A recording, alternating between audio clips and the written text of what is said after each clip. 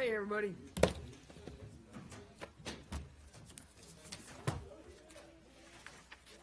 I'm going to have to make today's briefing a little bit short since I've got something following this. So we'll get, I just have a quick something at the top and then we'll get right to it. In the Central African Republic, the United States condemns the violence surrounding protests on the 24th of October in the Central African Republic. We call on all Central Africans to reject violence and refrain from rhetoric that could incite violence. The UN peacekeeping mission in Central African Republic is an essential element in the security necessary for the CAR to move beyond crisis. The United States strongly supports the work of our UN and our Central African partners to promote peace and long-term stability in CAR.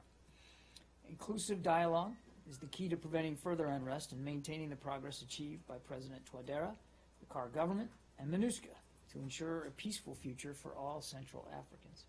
We welcomed the first meeting on the 12th of October of the Consultative and Oversight Committee of the National Program of Disarmament, Demobilization, Reintegration, and Repatriation, and the participation of most of the CAR's armed groups. We encourage those groups that have not yet sent representatives to do so now. With that, Matt. Thank you. I want to start somewhere in an unusual or different place than we have been doing normally. And I realize that both Ambassador Power, US-UN, and the White House have spoken about this, so I'll be but I'll be brief. On the abstention on the Cuba resolution in the General Assembly today, there, as you probably expected, members of Congress who do not agree with the administration's approach to Cuba are crying foul about this. And I'm wondering, does the administration no longer believe that it is its obligation as the executive to uphold or defend what is the law of the land? Well, I think we've talked about this before, Matt. We understand what the law is, and the embargo is law. And so we have an obligation to obey it, and we do. That doesn't mean that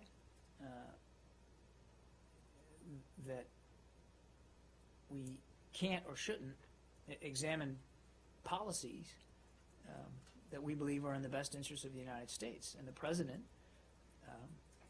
has made a decision, a policy decision, that it is in the best interest of the United States to establish diplomatic relations with Cuba and to seek the end of the embargo. But we all recognize it's still law. That's not being disputed here. What we're saying is that that we believe the embargo should be lifted, and the President will continue to work with Congress to that end. Well, I think everyone has heard that argument, but some people don't necessarily agree with it. They would say that the law is the law. It's not a policy. It is the law that governs the administration's conduct, and if the administration's conduct doesn't support that, or at least defend it in an international fora, doesn't that suggest, this argument goes, doesn't that suggest that the administration believes itself to be more, the executive believes itself to be more equal than at least one of the other two co-equal branches of government that we have in this country? I don't know if it's physically possible to be more equal. If you're well, equal, you're equal. It's an expression from Animal Farm. You might have heard it. You got me on literature there. But look, we obviously are fully cognizant of the fact that the embargo is law, and the administration doesn't hold itself above law. We obey the law, and that is the law. Well, but you won't defend it in front of before an international institution that is condemning it. Well, I think as Ambassador Power said in her statement today, The president made clear his opposition to the embargo and called on Congress to take action to lift it. And yet, while the administration agrees that the U.S. embargo on Cuba should be lifted, we do not support the shift for the reason stated in the resolution itself. And as, again, I'm quoting the ambassador, but I think it's important, as she said very clearly, all actions of the United States with regard to Cuba have been and are fully in conformity with the UN Charter and international law, including applicable trade law and the customary law of the sea. So any idea or suggestion that we're somehow trying to flout law here is just inaccurate. But that doesn't mean that the president's policy, while it opposes the embargo, is wrong. It's the president's prerogative as commander-in-chief to set foreign policy for the United States. And his foreign policy is that we're going to establish diplomatic relations, we're going to open up our relationship with Cuba, and seek the end of the embargo, In other words, work with Congress to that end. Right, but until you get to that end, We're going to obey the law. Isn't it incumbent upon you that not only obey it, but to defend it against condemnation or criticism? There were other things in the resolution that we took issue with that led to the abstention. Again, we're going to obey the law. We're going to follow the law. It doesn't mean that we have to agree with it and the basis for it. I mean, we had a discussion the other day, I think, about JASTA. It is the law of the land. We will obey the law of the land. But Except we that you're objected going to try to and fix it. We objected to it before it was passed. And as I think I made clear, that the Secretary is going to stay engaged on this issue to continue to try to seek a better outcome. But it is the law. Right. I mean, JASTA is not a very good example because, yes, you did object to it beforehand, but you didn't object to this administration couldn't have objected to the embargo before it was, because the president was just born then, maybe, when it passed. Yeah. So there was My point there's is, a big difference here. I didn't mean it was a perfect example. No, but no, the no, point I'm trying to make but- is you can still follow the law and obey the law at the same time having a discussion with Congress about your concerns Right, about it. except that some of these people, some of the members of Congress who have come out and expressed concern on both sides of the aisle, not just frequent Republican critics of the administration, but Democrats as well, say that if you don't, the embargo has been passed and maintained in place by both Democratic and Republican administrations since 1960s. In keeping with the foreign policy agenda of the United States up Right, to, but up to now. until it is no longer the law of the land, you're saying that the executive branch doesn't believe that it has an obligation to defend it? We have an obligation to obey it and to follow it, and that's what we're doing. All right. Do you have any clarity on what may have happened with the killing of these 26 Afghan men? I realize you may not because it's Afghanistan and there aren't U.S. Persons involved, but I guess the key question is whether you think this incident might be whether the killings may have been carried out by Islamic State militants, or if that seems implausible to you given the location. There's a lot there, Arshad. It's difficult to know with certainty, and I don't think that, again, my Pentagon colleagues might have more information on this, but I don't think they do, that we really know exactly what happened here. So I can't stand here before you and rule out that Daesh or ISIL had a hand in this or were responsible. We'll have to try to learn more as time goes on, since this is a relatively fresh report. That said, it is no secret that we have been long concerned about ISIL's eyes on Afghanistan and their desires to have a presence there. In fact, for now almost a year and a half, if not 2 years, President Ghani has spoken about this, and so has our commanders in Afghanistan. So this is something their desires to metastasize into Afghanistan is something we've been long watching. I certainly could not rule out their hand in this. We just don't know enough right now. Can we stay on Daesh? Sure. The Battle of Mosul? Sure. Okay. Is it turning out to be like a slog, or are things moving? How are they progressing? So, Elise, you want to come take the podium? Not today. Not today, all right. Okay. Look, I mean, you know, we're how many days into this, Saeed? And now we're already We're- talking about slog? What's the next thing we're gonna be asking about, quagmire? I mean, Okay. this just started, and we said all along that this was gonna be, first of all, a long road to get to the operation. Okay. Because it had to be done when the Iraqis were ready, and now they are.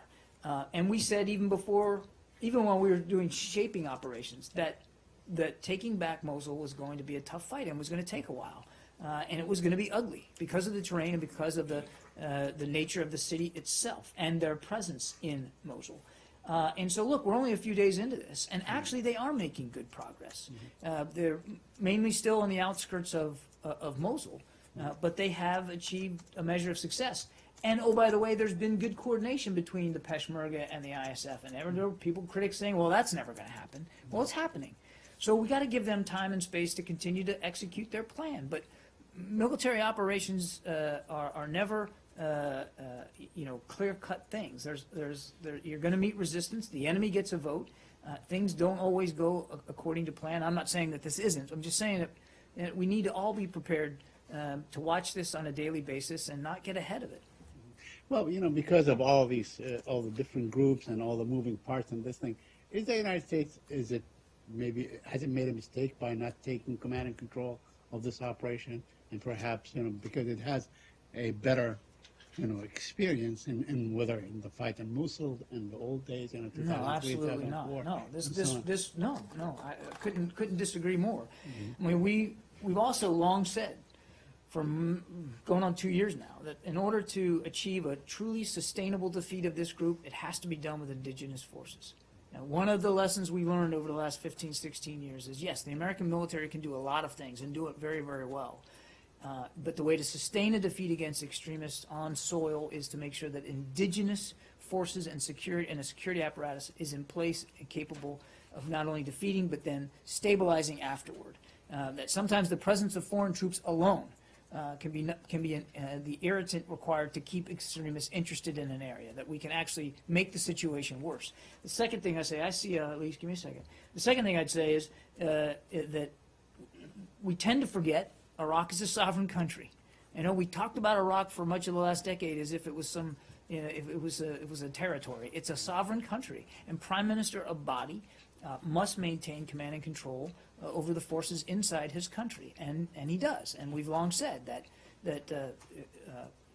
if you're going to be involved in the fight against ISIL, we want all those things coordinated and under Prime Minister Abadi's command and control.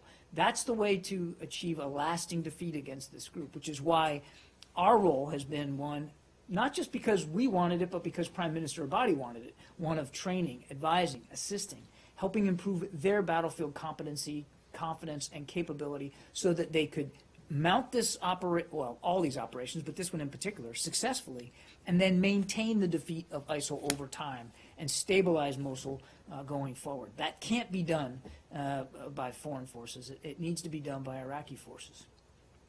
Can you talk a little bit about Raqqa? Secretary Carter said today that he thought that the advance on Raqqa would be taking place in a few weeks, and he seemed to suggest that perhaps that the coalition was moving up the advance on Raqqa with the Kurds because of potentially some external threats. Yeah, I've seen the Secretary's comments. I don't have much to add. Obviously, we all share a sense of urgency about Raqqa. Secretary Kerry has talked about the importance of eliminating Daesh's presence in Raqqa. I won't get ahead of military operations and timing. Really, that's much better for our Defense Department colleagues to speak to, nor will I go into great detail about intelligence assessments. But I think it is a fact and well known that Daesh continues to plot against Western targets. They continue to try to inspire foreign fighters to take up their twisted aims in countries outside the region, including Western countries. And so we're always monitoring that threat. It's a very real threat, and we take it seriously. And Raqqa is, for all intents and purposes, their capital in Syria. So it does have significant importance to them, and therefore it must by definition, have significant importance to those of us who are fighting them. He also said that, if I may, Elise, Yeah, did you have a follow-up. follow-up? Just let me, No, on the okay. same issue, he also said that that the United States is working to create local groups to fight ISIS and Raqqa. Could you elaborate a little bit on that? What does it's that in mean? keeping with exactly my answer to you before about indigenous forces. Look, in Iraq, it's much easier to define what indigenous forces are because you have a uniformed army, and we do have some militia forces that are arrayed along with Iraqi security forces, and of course you have Peshmerga forces. So it's easy to sort of identify and articulate and define what indigenous forces are in Iraq. It's harder to do that in Syria, obviously, but we are working and have been working with a number of groups on the ground in Syria. And again, I'd point to my Defense Department colleagues to, further identify who they'd be working with respect to Raqqa. But there are many Syrian forces that we have been supporting against Daesh inside Syria, and I suspect that they would play a role. So the United States will not, let's say, cooperate with the Syrians or the Russians for the Battle of Raqqa? I mean, if they offer that kind of assistance. I'm not going to hypothesize. I mean, there's no. But let me be clear. That there's no intent or effort to coordinate with the Assad regime, and we've said this before, on any counter-Daesh operation inside Syria. There will be no coordination with the Assad regime. And as for the rest of military efforts to go after Daesh inside Syria or in Raqqa, I'd let my Defense Department colleagues speak to that. Turkey arrested the two democratically elected co-mayors of Diyarbakir today, and I wanted to know what your response to that is. Give me a second. I have it. So we're closely monitoring the situation following the detention of Diyarbakir's elected co-mayors on charges of supporting terrorism.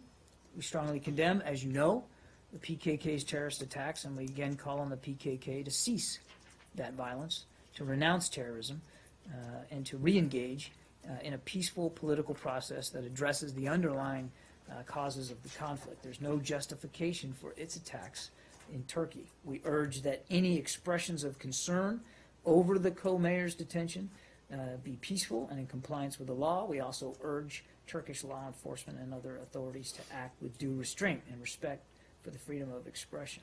As Turkish authorities investigate allegations that some local officials have participated in or have provided material support to terrorist groups, we note the importance of respect for due process. This, again, is nothing new. We've said this time and time again. Respect for due process is enshrined in the Turkish, Constitution, and will ensure that the results of these investigations will reinforce confidence in the judicial system among Turkish citizens. Would you go as far as the statement that the EU issued in which it, quote, reiterates its call for a political solution? Arms must be laid down. A political solution is the only viable option, which seems to be directed both towards Ankara and to the Kurds in Turkey. Would you agree with that statement? I think I've just reacted to your question about the detention of these two individuals. Can I interpret it as meaning that you're basically saying the same thing as the EU, reiterating your call for a political solution, or there's some distance between you and the EU? You were asking me about the detention of these co-mayors, not about a larger strategic goal. But obviously, look, I mean, we've said, with respect to the PKK, that we've long said we want them to renounce violence and terrorism and return to the negotiating table. So, I mean, I'm not going to parse or try to match what I'm saying with what the EU's saying. I think in general, though, obviously we share the same ultimate goals as our European partners do. Turkey? I'm going to go. She's been asking for Syria, then I'll go back to you. Go ahead. Thanks much. Last night, Amnesty International issued a press release saying that a month ago it presented the Pentagon with evidence that 11 coalition airstrikes in Syria appear to have led to the deaths of as many as 300 civilians, and that so far that evidence has been met with silence. Why the silence? Do you know? Well, I would refer you to my Defense Department colleagues on this. As you know, we take seriously all credible allegations of civilian casualties. The Pentagon has a system, a fairly comprehensive system for analyzing themselves what these allegations are, and then when they feel that they warrant further investigation, they do it. And unlike any other military around the world, they actually release the results of those investigations. And unlike any other military around the world, when they do that, if they have to hold people accountable for their actions, they do that too. So your question's better put to the Pentagon. I'm not aware of what their take is on this report.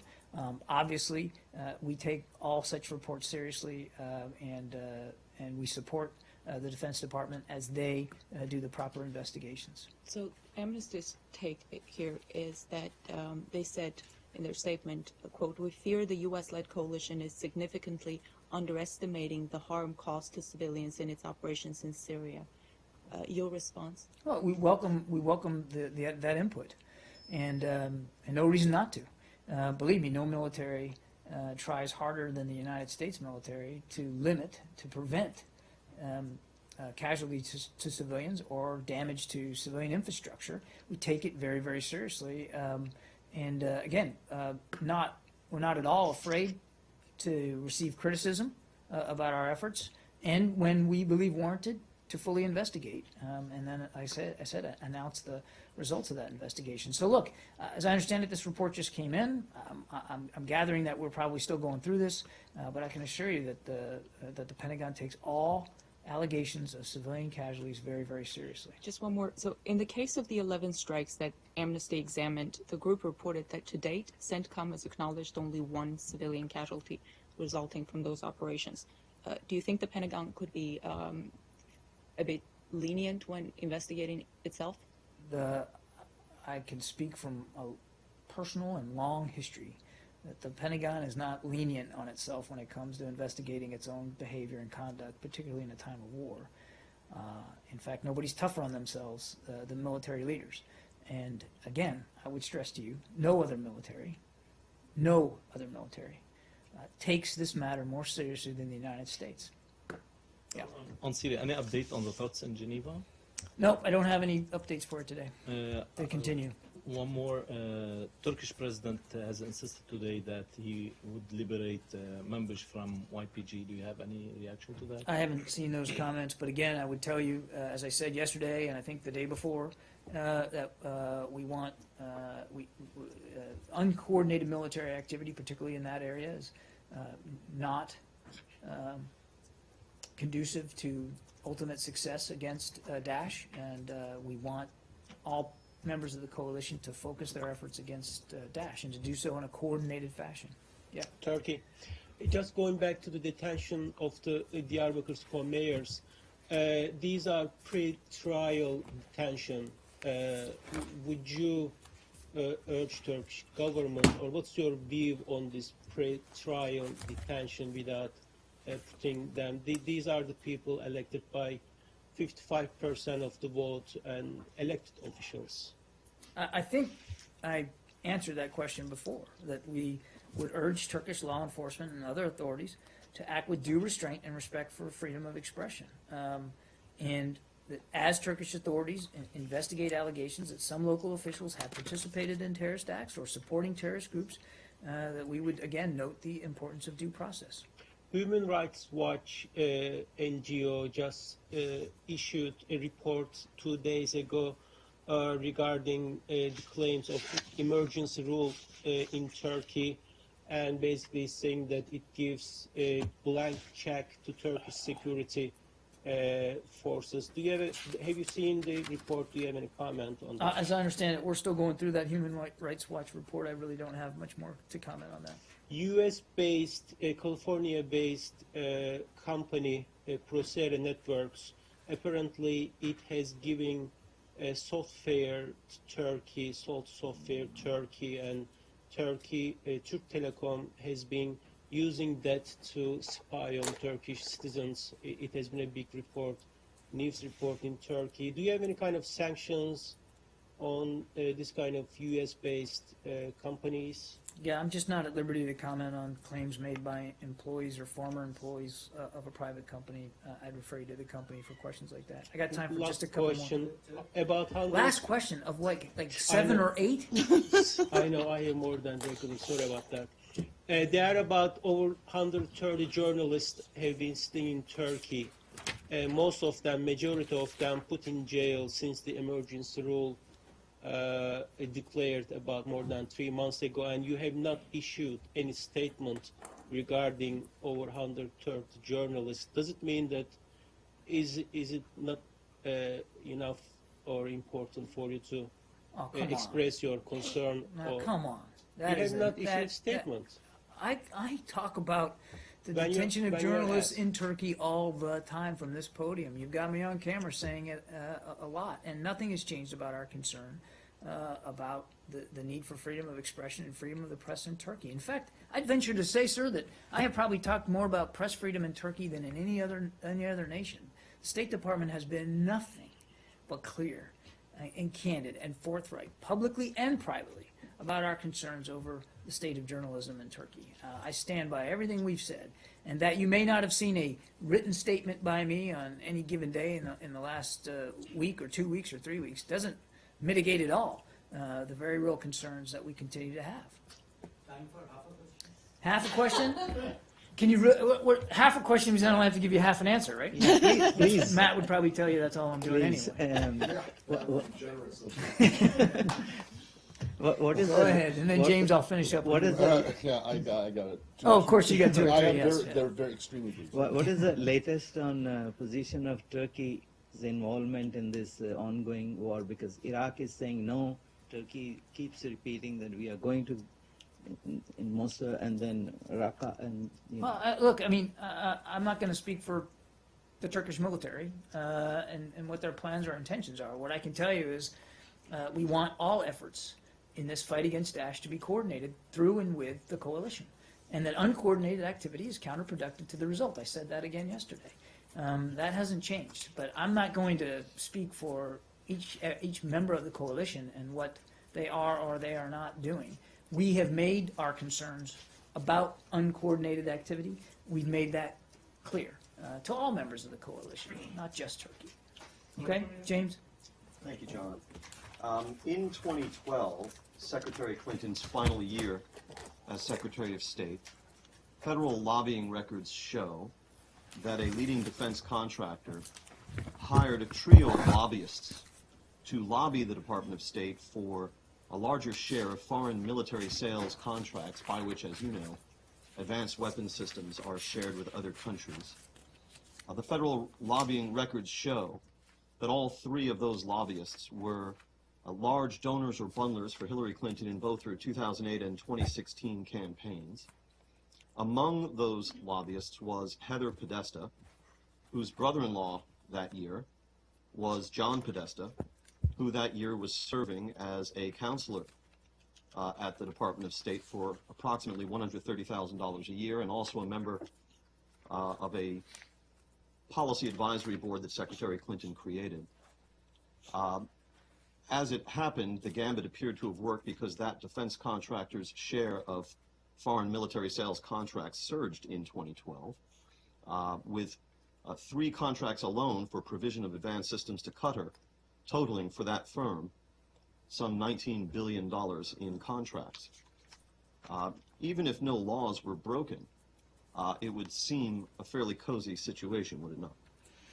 Well, thanks, James. What I would tell you is that there's a standard procedure here for how contracts are considered, vetted, and decided on. And if you'll allow me, I'll just walk through a little bit of that. Please. Each request is assessed on its own merits, on a case-by-case basis, in accordance with the Arms Export Control Act and the Conventional Arms Transfer Policy, and based upon ongoing defense cooperation engagements by both the Department of Defense and the Department of State with foreign counterparts. Each request from a partner nation must be reviewed and approved by several bureaus within the Department of State and the Department of Defense, which all must generally come to a consensus before recommending approval.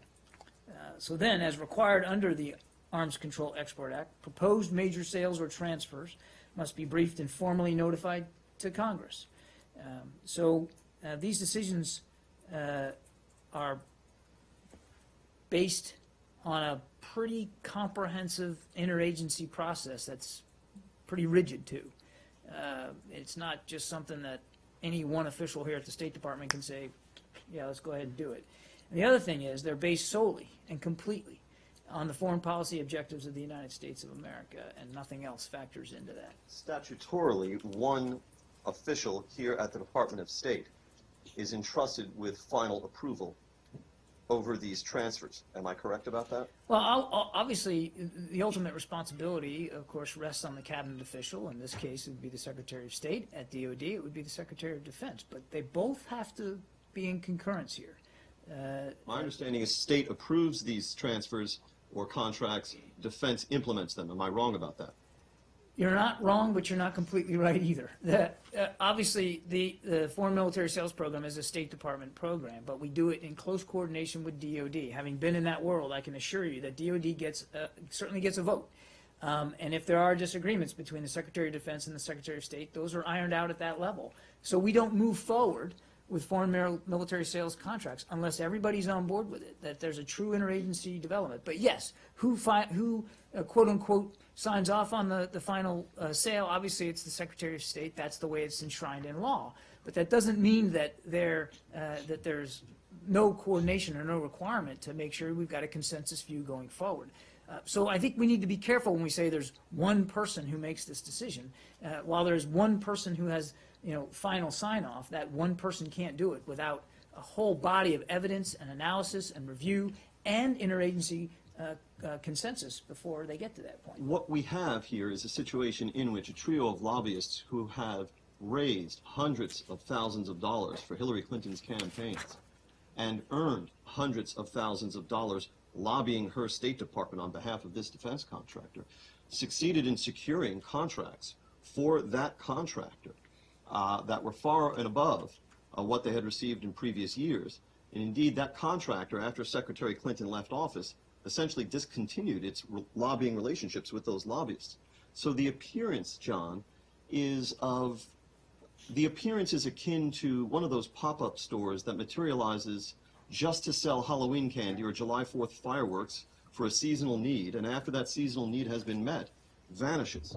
Well, I'll let you speak to the appearances, James. I mean, that's more your job than mine. I can only speak to process, and I certainly can't speak to the decision-making, years ago in terms of each and every contract.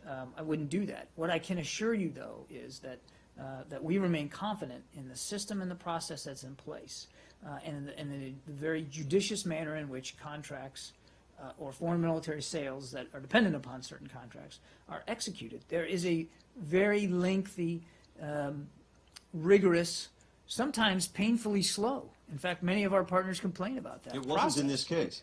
Well, again, sometimes painfully slow, that is done across the board. There are the only considerations that are factored into the Foreign Military Sales Program is the furtherance of foreign policy objectives of the United States of America, and not the efforts by external groups to lobby, as you say, or to influence that decision. The decisions are made, again, across the interagency and only in furtherance of our foreign policy objectives. One last question. You've been very kind. Throughout your answers to mine and others' questions today, you have frequently relied on your personal knowledge of how things work at this agency and the Pentagon as well. So I'm going to ask you in that vein to tell me, should we imagine that at a time when John Podesta was a salaried counselor here, this very man who wound up as Hillary Clinton's campaign chairman and who is much in the news these days, should we imagine at the very time that John Podesta was a salaried counselor here, Secretary Clinton would have been unaware that her department was being lobbied by Mr. Podesta's sister-in-law? I cannot answer that question. I do not know. I would refer you to. But you the know how former things work. secretary. You're all too frequently telling us you know how things work. But I don't know what former Secretary Clinton was aware of in terms of Mr. Podesta's relatives and the jobs that they were doing at the time. I couldn't possibly speak to that. What I can assure you, though, is, and you know, James, you've been around long enough, you know what the Foreign Affairs Policy Board does. And yes, Mr. Podesta was a member of the board at the time. I can assure you that his role in the Foreign Affairs Policy Board played absolutely no role in this or any other foreign military sales program. That's not the objective of the board. That's not their purview, and that he would, as a member of the board, have no role in that, none whatsoever. Thank you. You're welcome. Listen, guys, Let me you just have get the. this out. It's you have- very brief. One is just in your response to the questions about the Amnesty International report. You said several times you know of no other military in the world that conducts investigations, publishes the results, and then punishes if necessary, holds people up to I think I account. said I know of no other military in the world that does it as thoroughly as we do. Oh, okay, as thoroughly as you do. Yes. You certainly wouldn't obviously other suggest your militaries- NATO allies are. Oh, no, I didn't mean that substandard. nobody else investigates. I just mean nobody takes it more seriously than All we do. right. Then another UN issue. This is the UNESCO vote today on the Jerusalem resolution. Yeah. It's already been addressed there and elsewhere. So you don't want me to read to you? No, I Okay. want to know that, but it has an effect in Washington. I want to know that if whether you guys, given this vote today to approve this resolution that you so stridently opposed, if you are still pushing Congress to restore funding, U.S. funding, that was suspended to UNESCO. I'll check on that. I'm pretty sure we are, but let me check on that. Thank you. Okay, thanks.